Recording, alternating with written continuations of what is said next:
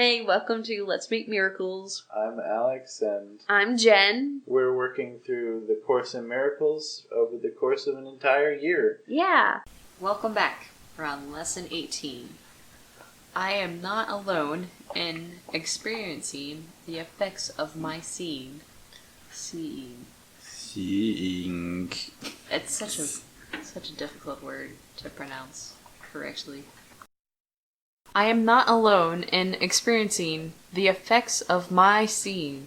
Lesson 18. Alright. This one seems obvious that I would pull people in to my experience. That and I am really good at convincing others to see things my way too. Not quite sure that's what he meant. I don't think that's what he meant. I think he's being more literal than that.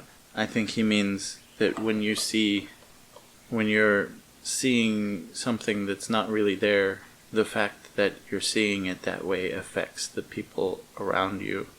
Yeah. And it has nothing really to do with your persuasion, and just has to do with the fact that you're going to react to things if you think you're seeing something that's not there. Yeah. I'm responsible for how others see things, from how I see things. You're only really responsible for how you see, but how you see will affect others, because you're not alone. Yeah. Would you like to read it? Sure. Okay. Lesson 18. I am not alone in experiencing the effects of my seeing. The idea for today is another step in learning that the thoughts which give rise to what you see are never neutral or unimportant. It also emphasizes the idea that minds are joined, which will be given increasing stress later on. Today's idea does not refer to what you see as much as to how you see it. Therefore, the exercises for today emphasize this aspect of your perception. 3 or 4 practice periods which are recommended should be done as follows. Look about you, selecting subjects for the application of the idea for today as randomly as possible, and keeping your eyes on each one long enough to say, I am not alone in experiencing the effects of how I see blank. Conclude each practice period by repeating the more general statement, I am not alone in experiencing the effects of my seeing. A minute or so, or even less, will be sufficient for each practice period. Would you like to add anything else? Not really. I think we've covered it fairly well. Yeah. It's not a difficult... I mean, it is a difficult concept, but it's not... I feel like... It's not a big concept. This concept has repeated itself in my life quite a bit. I'm not... Well, it's this isn't new true. to me. It is, yeah. Exactly. I feel like it needs to be said that people shouldn't take how they see things and how others will see it harshly. Like, don't feel sad or upset that you see things one way and others are seeing it that same way. Just know that you're working on it. Yeah. Because I feel like some people... I know one particular person who would spiral at this thought that they see things in a negative way and therefore others will see it in that same way too. It's okay. Everyone sees things as the illusion is.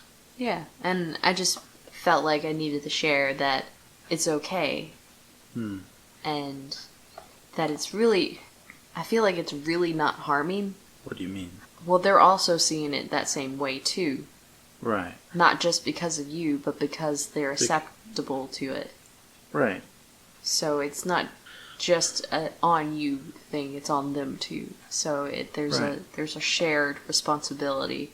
So that's why I was saying, don't feel like it's just you. No. So let's instead of saying you and I, let's say like Susie sees cats negatively, and that therefore Billy is like, oh, I don't like cats also.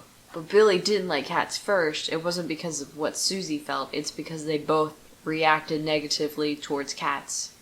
And they're both seeing it that same way. I think, I think you're making it a little too difficult for what it really is.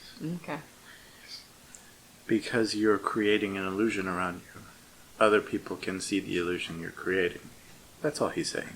Are cats the illusion? Are you an illusion? Don't give me that look. What look was she giving you? Oh, her sleepy look. She's like, do I look like an illusion?